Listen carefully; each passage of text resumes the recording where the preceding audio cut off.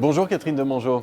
Bonjour Thibault. Vous êtes professeure associée en marketing et directrice de l'executive MBA à l'IESEG. Et on va évoquer ensemble, avec vous qui avez plus de 25 ans d'expérience professionnelle à l'étranger, l'importance de la mise en place de compétences interculturelles pour les marques. Alors d'abord, qu'est-ce que vous entendez par cette notion de compétences interculturelles ? Alors je crois que cette notion de compétences interculturelles dans une entreprise, elle a deux niveaux. Alors le premier niveau, c'est la prise de conscience et la compréhension des différences interculturelles qui existent parmi les collaborateurs ou parmi les parties prenantes et surtout sur les marchés sur lesquels l'entreprise opère et en particulier parmi les consommateurs. Par contre, le deuxième niveau, c'est vraiment la façon dont on peut les exploiter pour en tirer un avantage concurrentiel. Et ce qui est intéressant, c'est que ces différences interculturelles, elles peuvent déjà exister dans l'entreprise. Alors par exemple, l'entreprise peut déjà avoir une présence dans différentes régions, dans différents pays, et elle peut traiter avec différents groupes de clients. Et tout ça, ça peut donner une agilité dans la manière de fonctionner de l'entreprise, et ce qui éventuellement peut devenir un énorme atout, justement pour créer un avantage concurrentiel.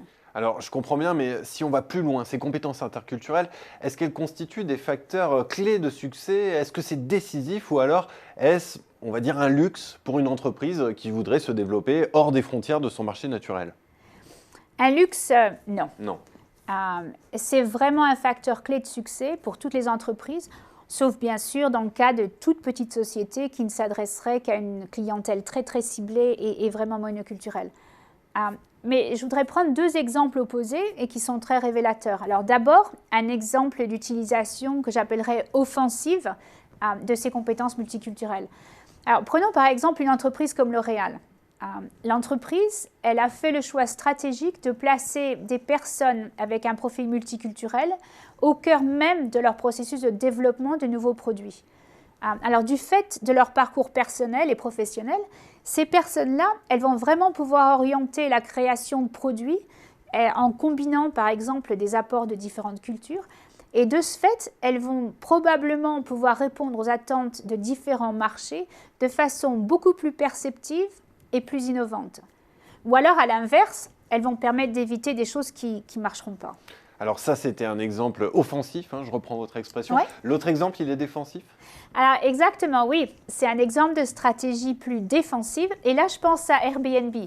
Alors, vous vous souvenez, récemment, Airbnb, ils ont eu affaire à des problèmes de discrimination parmi les utilisateurs de leur plateforme. Par exemple, aux États-Unis, ils ont eu des lois racistes qui refusaient de traiter avec des clients noirs. Alors dans ce cas-là, comment faire ? Et ce qu'on vient de voir à propos de Airbnb, c'est qu'ils demandent maintenant à tous leurs utilisateurs d'accepter une charte antidiscrimination. Alors ce qui est intéressant, c'est qu'en fait, il leur a fallu déterminer cette stratégie face aux dynamiques interculturelles qui avaient émergé en quelque sorte sur leur plateforme a posteriori. Et donc vraiment ce que cet exemple montre, c'est que qu'on le veuille ou non, la question des dynamiques interculturelles, elle s'impose toujours tôt ou tard. Ce qui est intéressant aussi, c'est de noter que de plus en plus de marques, comme Airbnb par exemple, semblent développer cette sorte de position de responsabilité citoyenne quand elles se positionnent clairement contre les discriminations, que ce soit dans leur fonctionnement ou dans leur communication. Alors justement, là, vous avez fait passer le message. Quelles sont les bonnes pratiques plus généralement à mettre en place ? Qu'est-ce que vous pourriez conseiller aux personnes qui ont conscience du problème, mais qui ne savent pas forcément comment faire concrètement ? Alors, je pense que pour développer de vraies compétences interculturelles, ce qui est vraiment essentiel, c'est de faire en sorte que l'engagement multiculturel devienne une valeur clé dans l'entreprise. Et de cette façon-là, les considérations interculturelles, elles vont être prises en compte dès le départ des projets et dans tous les process.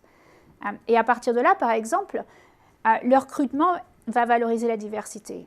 Et non seulement ça, mais aussi la conception des produits ou les opérations de communication. Elles seront pensées dès le départ pour pouvoir être déployées simultanément auprès de différentes cultures. Là encore, est-ce que vous auriez un exemple ? Ah oui, je pense à Emirates Airlines en particulier. C'est une compagnie aérienne qui est née dans un tout petit pays. Et en plus, dans ce tout petit pays, la population autochtone ne se faisait pas une idée très glam des emplois dans l'aviation. Et donc, de fait, la seule option pour Emirates, c'était vraiment de se penser et de se construire dès le départ comme étant multiculturel. Et la conséquence, c'est que dès leur conception, tous les éléments de leur offre sont multiculturels. Par exemple, si vous pensez à la variété des repas, aux films, à la musique à bord, au nombre de langues que parle leur personnel, etc. Et même en interne, il y a toute une série de process qui sont en place pour que l'entreprise à la fois tienne compte et tire profit des différences interculturelles qui existent en son sein. Alors je crois que cet exemple, il est vraiment parlant parce qu'à mesure que l'économie s'ouvre et se mondialise, on verra qu'il y aura de plus en plus d'entreprises de ce type qu'on pourrait appeler peut-être des entreprises born multicultural, nées multiculturelles. Et on peut imaginer le genre d'avantages concurrentiels qu'elles vont avoir par rapport à des entreprises qui seraient beaucoup plus ancrées dans une façon de penser et de faire monoculturelle. Et donc, vraiment, si aujourd'hui, vous savez, sur le plan politique, certains parlent de la fin du multiculturalisme, d'un retour en arrière protectionniste, etc., ce qu'on observe sur le terrain, si vous voulez, de la consommation et du management, c'est vraiment différent. Ce qui rend ces compétences interculturelles encore plus décisives.